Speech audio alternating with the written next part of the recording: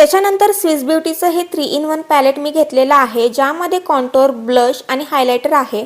सगळ्यात सुरुवातीला कॉन्टोर ब्रशच्या मदतीने मी कॉन्टोरिंगचं प्रोडक्ट घेतलेलं आहे आणि तुम्ही पाहू शकता आपल्या कानापासून ते आपल्या ओठांपर्यंत असं स्ट्रेट वेमध्ये आपल्याला हे प्रोडक्ट ब्रशच्या मदतीने छान लावून घ्यायचं आहे। त्याच्यानंतर मी नोजला कॉन्टोरिंग करत आहे, तुम्ही व्हिडिओमध्ये पाहताय त्याप्रमाणे आपल्याला आपल्या नोजच्या दोनही साईडला हे प्रोडक्ट लावायचं आहे आणि त्याच्यानंतर ब्रशच्या मदतीने आपल्याला ते छान सेट करून घ्यायचं आहे। अशा पद्धतीने आपलं जे नोज आहे ते छान शार्प आणि सरळ दिसतं।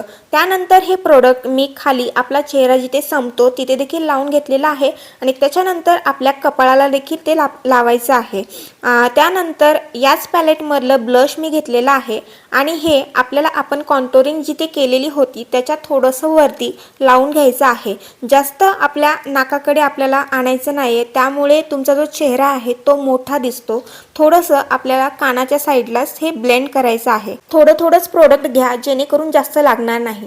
त्याच्यानंतर मी ह्याच पॅलेटमधलं हायलायटर घेतलेलं आहे आणि आपल्याला हे नोजच्या एकदम वरती लावून घ्यायचं आहे, तुम्हाला व्हिडिओमध्ये दिसतंय त्याप्रमाणे। त्यानंतर आपण जिथे ब्लश लावलेला आहे त्याच्या थोडंसं वरती देखील आपल्याला हे हायलायटर लावून घ्यायचं आहे।